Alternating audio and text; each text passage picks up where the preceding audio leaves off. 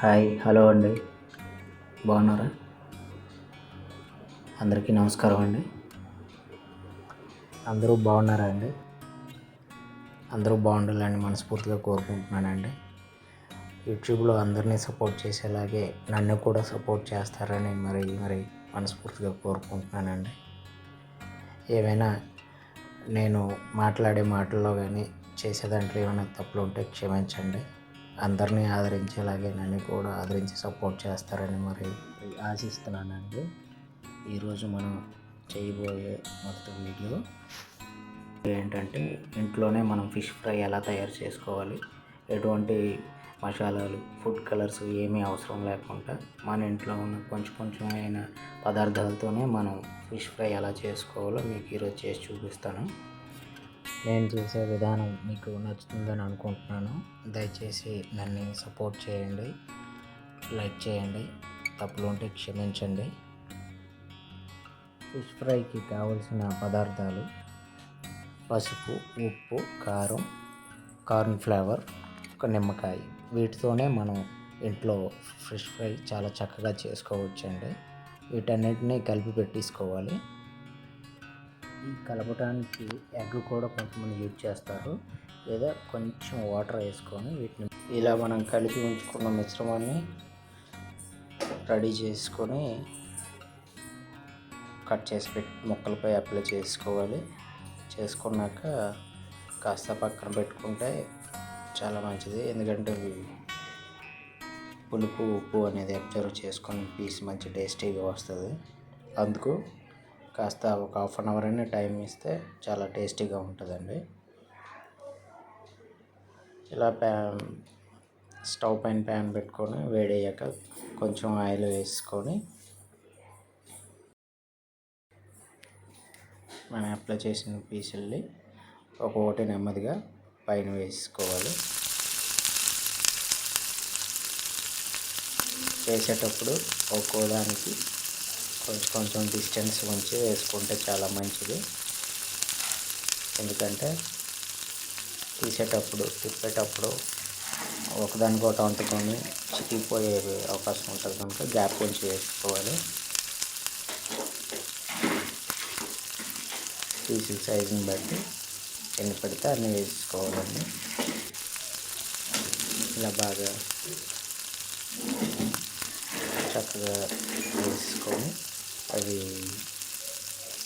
ఉడికేదాకా మనం మూత పెట్టేసుకోవాలి.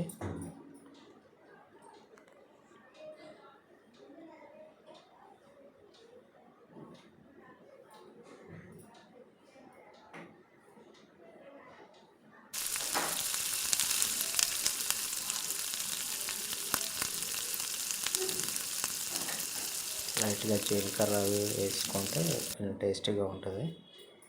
ఈలోగా మనం కొత్తిమీర, కరివేపాకు నీట్గా వాష్ చేసుకొని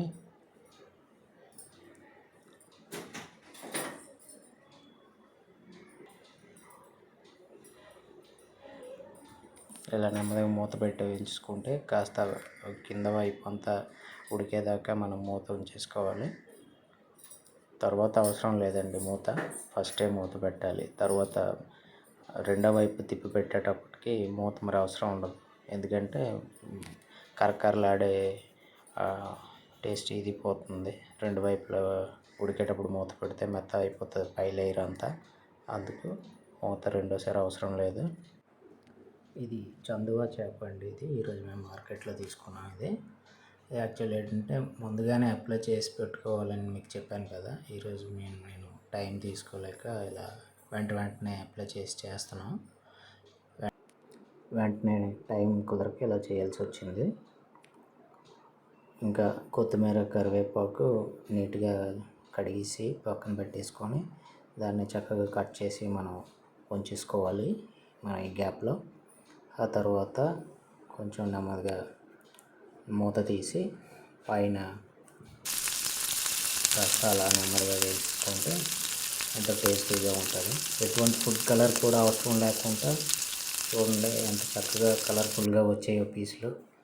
ఇలా రావడానికి మనం ఏదో స్పెషల్ ఫుడ్ కలర్స్ ఏమీ వేయని అవసరం లేదండి. మన ఇంట్లో ఉన్న పసుపు కారం మనం చేసుకున్నవి ఆర్గానిక్ అయితే ఇలా మనం చేసుకునే ఫుడ్ అనేది కలర్ఫుల్గా చక్కగా ఉంటుంది. ఎటువంటి ఫుడ్ కలరు హానికరమైన మనం వాడవలసిన అవసరం ఏమీ లేదు. ఎంత అందంగా చక్కగా కలర్ఫుల్గా ఉందో చూడండి. బాగుంది కదా. ఇలా కాస్త మళ్ళీ మూత పెట్టేసుకొని ఉంచుకోవాలి. తర్వాత ఇలా మనం ముక్కలు తిప్పేటప్పుడు చాలా జాగ్రత్తగా తిప్పుకోవాలండి, లేకపోతే కట్ అయ్యే అవకాశాలు ఉంటాయి. పీస్ ఎప్పుడు కూడా ఈ గోల్డ్ కలర్ వచ్చే వరకే ఉడికించుకుంటే సరిపోతుందండి. మనం ఎందుకంటే ఎక్కువ మార్చేయకూడదు, టేస్ట్ పోతుంది. తిప్పేటప్పుడు చాలా స్మూత్గా తిప్పుకోవాలి, ఎందుకంటే చేప చాలా ఉడికాక చాలా మెత్తగా ఉంటుంది. ఎక్కడ పైకి లేపి తిప్పామో అక్కడ అలా నెమ్మదిగా వేసుకోవాలి, లేకపోతే గుండగా అయిపోతుంది చేప ఉడికాక. చికెన్లా కాదు చేప. చికెన్ ఉడకకపోతే బాగోదు, చేప అతిగా ఉడికిపోతేనే పాడైపోద్ది. అందుకు ఒక బ్యాలెన్స్ మెయింటైన్ చేసుకోవాలండి చేపకి. చూడండి ఎంత బ్రౌనిష్గా ఎంత అందంగా వచ్చాయో. ఇలా మనం ఇంట్లోనే చక్కగా చేసుకోవచ్చు, ఎందుకంటే ఎక్కువ మాడనివ్వకూడదు. ఈ కలర్లో ఉంటే మంచి టేస్టీగా ఉంటుంది. ఇంకా మనం కొత్తిమీర అలా వేసుకోవచ్చు. చూడండి చివరికి ఎంత అందంగా వచ్చాయో, ఎంత రుచిగా వచ్చాయో. ఇలా మనం ఇంట్లోనే చక్కగా మనం తయారు చేసి పెట్టుకోవచ్చు. పిల్లలకి లేదా ఎవరైనా చుట్టాలు వచ్చేటప్పుడు మనం ఇలా చక్కగా తయారు చేసి డెకరేట్ చేసి పెట్టుకోవచ్చు. ఇంకా మీరు కూడా మీ ఇంట్లో ట్రై చేస్తారని అనుకుంటున్నాను. చూద్దాం ఎలా ఉందో ఒకసారి. చాలా బాగుందండి, టేస్టీగా వచ్చింది. మీరు కూడా ట్రై చేయండి. నాకైతే చాలా టేస్టీగా వచ్చింది. చాలా అందంగా ఇలా డెకరేట్ చేసి పెట్టుకోవాలి. లైక్ చేయండి, షేర్ చేయండి, సబ్స్క్రైబ్ చేయండి, నన్ను సపోర్ట్ చేయండి. Thank you for watching.